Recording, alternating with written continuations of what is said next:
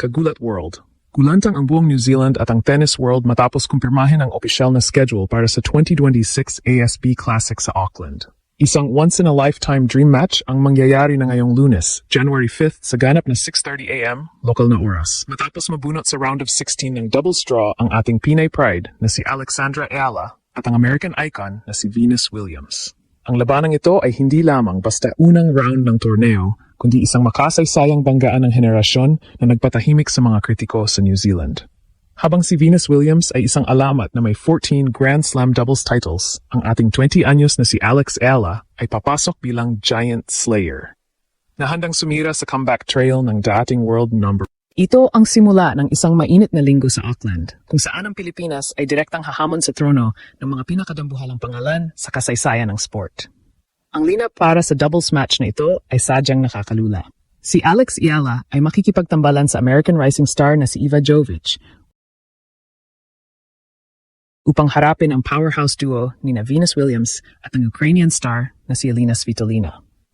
Para sa mga tennis fans sa New Zealand, ito ay tinuturing na unmissable event dahil bihira ang pagkakataon na makita ang isang 45 anyos na alamat na makikipagsabayan sa lakas at bilis ng mga atletang kalahati lamang ng kanyang edad. Ang New Zealand media ay kasalukuyang puno ng balita tungkol pagsik ng ating pambansang pusta na si Eala, na ayon sa mga analysts ay on peak condition matapos pumasok sa top 53 ng world rankings. Ang pagkakalagay sa kanila sa isang court sa unang araw pa lamang ng kompetisyon ay nagdulot ng matinding shockwave sa tournament organizers at spectators. Ang tensyon ay lalong uminit dahil ang doubles match na ito ay nagsisilbi ring prelude sa posibleng pagtatapat ni Eala at Williams sa singles quarterfinals. Sa bawat serve at volley na mangyayari ngayong Lunes, sinusuri ng bawat panig ang kahinaan ng isa't isa. Ang Amerika ay nakasubaybay din ng maigi, dahil hindi nila inaasahan na sa New Zealand pa masubukan ang kanilang alamat laban sa isang batang Pinay na binansagang the future of Asian tennis. Sa pagpasok ni Eala at Williams sa court, hindi lamang scoreline ang nakataya, kundi ang karangalan ng kanilang mga bansa. Ito na ang hudyat na ang 2026 ay magiging taon ng pagpapakitang gilas ng Pilipinas, at ang buong mundo ay opisyal ng gulat sa bilis ng ating pag-akyat sa tuktok. Ang round of 16 match sa doubles ng ASB Classic ay opisyal nang naging sentro ng atensyon sa buong New Zealand. Ang pagtatapat ni Alexandra Eala at Iva Jovic laban sa tambalan ni Venus Williams at Elina Svitolina ay hindi lamang isang laro. Ito ay isang tactical chess match sa pagitan ng hilaw na bilis ng kabataan at ng dambuhalang karanasan ng mga alamat. Sa ilalim ng mainit na sikat ng araw sa Auckland ngayong Lunes, January 5th, sa ganap na 6:30 AM, masusubukan kung sap na ba ang bagsik ng ating Pinay Pride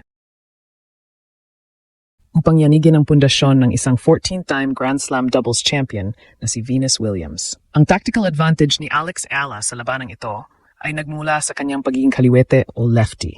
Sa doubles, ang pagkakaroon ng isang left-handed player tulad ni Eala ay isang malaking sakit sa ulo para sa mga kalaban dahil sa unusual spins at ang gulong nalilikha nito, lalo na sa serve at return of serve. Katambal ang 18 anyos na si Iva Jovic mula sa USA, ang duo na ito ay magpapakita ng high-octane baseline game na idinisenyo upang patakbuhin ang 45 anyos na si Venus. Ang plano ay simple, gamitan ang bilis ng kabataan upang puwersahin ang mga mahahabang rallies at pagurin ang mga veterano bago pa man sila makapwesto sa net para sa kanilang nakamamatay na volleys. Sa kabilang panig, ang kombinasyong Williams at Svitolina ay tinuturing na wall of defense. Si Venus Williams sa kabila ng kanyang edad ay mayroon pa ring wingspan at reach na mahirap lusutan sa net. Samantala, si Elina Svitolina ay kilala sa kanyang matinding court coverage at 3 semifinal appearances sa Grand Slam singles na magsisilbing matibay na backup para sa mga tira ni Venus. Ang hamon para kina Eala at Jovic ay kung paano nila mababasag ang veteran poise ng dalawa. Ayon sa mga analysts sa New Zealand, ang susi para kay Alex ay ang pag-atake sa backhand ni Venus gamit ang kanyang matalas na cross-court forehand, isang strategy na hinasa niya sa loob ng Rafa Nadal Academy. Bukod sa technical na aspeto, ang labanang ito ay magsisilbing scouting ground para sa singles. Dahil si Alex Eala at Venus Williams ay nasa isang bracket sa lower half ng single straw, ang bawat segundo sa doubles court ay gagamitin nila upang pag-aralan ang galaw ng isa't isa. Kung kapwa sila mananalo sa kanilang mga susunod na singles matches, si Eala laban kay Donna Vekic at si Williams laban kay Magda Linette, ay magkakaroon sila ng quarterfinals clash na mas lalong magpapakilig sa tennis world. Sa ngayon, ang buong Auckland ay nakaabang sa unang bagsak ng bola. Dahil alam nilang sa laban na ito, ang kasaysayan ay maaring mabura ng isang 20 anyos na Pinay na ayaw magpasindak sa kahit sinong alamat. Habang ang atensyon ng New Zealand ay nakatuon sa doubles match, hindi may kakaila ang mas malaking pressure na dala ng singles draw kung saan si Alex Ila ay formal nang pumasok bilang 4th seed. Ito ang unang pagkakataon na ang ating Pinay Pride ay kabilang sa mga top seeds ng isang WTA 250 tournament, isang katayuan na nakuha niya dahil sa kanyang pag-akyat sa World No. 53. Gayunpaman, ang pressure ay hindi lamang nanggagaling sa ranking, kundi sa kanyang nakataktang makaharap sa unang round, ang Croatian veteran na si Dona Vekic.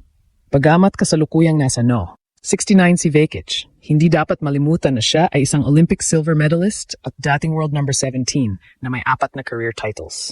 Para kay Alex, ang laban na ito ay isang psychological test kung kaya na ba niyang panindigan ang pagiging seeded player laban sa isang manlalarong mas marami ang karanasan sa malalaking entablado. Ang laban ng Ala Vekic ay crucial para sa career trajectory ni Alex ngayong 2026. Ang bawat panalo sa Auckland ay nagbibigay ng mahalagang ranking points na magpapatatag sa kanyang pwesto para sa Australian Open. Ito ang unang pagkakataon na si Alex ay direktang pasok sa main draw ng isang Grand Slam nang hindi na kailangang dumaan sa qualifying rounds. Ayon sa mga analysts, kung malalampasan ni Alex si Vekic at ang posibleng second-round opponent na mananalo sa pagitan ni Camila Osorio at Petra Marchenko, ang pangarap na quarterfinals clash laban kay Venus Williams ay magiging realidad. Ang kaisipang ito ay maaaring maging distraction o motivation para sa isang 20 anyos na atleta. Ang kakayahan ni Alex na manatiling nakafocus sa first things first ang magpapatunay ng kanyang maturity bilang isang world-class professional. Sa panig ni Venus Williams, ang kanyang paglahok ay may ibang motibasyon. Sa edad na 45, ang wildcard entry na ito ay bahagi ng kanyang comeback trail para sa Australian Open. Ngunit ang draw ay hindi naging madali para sa kanya dahil kailangan muna niyang harapin ang 5th seed na si Magdalene bago pa man niya makaharap si Alex sa quarters. Ang psikolohikal na bentahe ni Alex ay ang katotohanang siya ang rising star na walang kinatatakutan, habang si Venus ay lumalaban upang patunayan na mayroon pa siyang ibubuga laban sa mga batang manlalaro. Ang pagkakalagay sa kanila sa lower half ng bracket ay tila isang senaryo na isinulat para sa isang sports movie. Isang alamat na pilit na bumabalik at isang bagong reyna na pilit na kumakawala. Higit pa sa personal na tagumpay, ang bawat galaw ni Alex sa ASP Classic ay pinapanood ng buong bansa na umaasang siya ang magiging kauna-unahang Pilipinong magwawagi ng Grand Slam singles title. Ang doubles match nila ni Iva Jovic laban sa tambalang Williams Svitolina ngayong Lunes ay magsisilbing mental warm-up para sa singles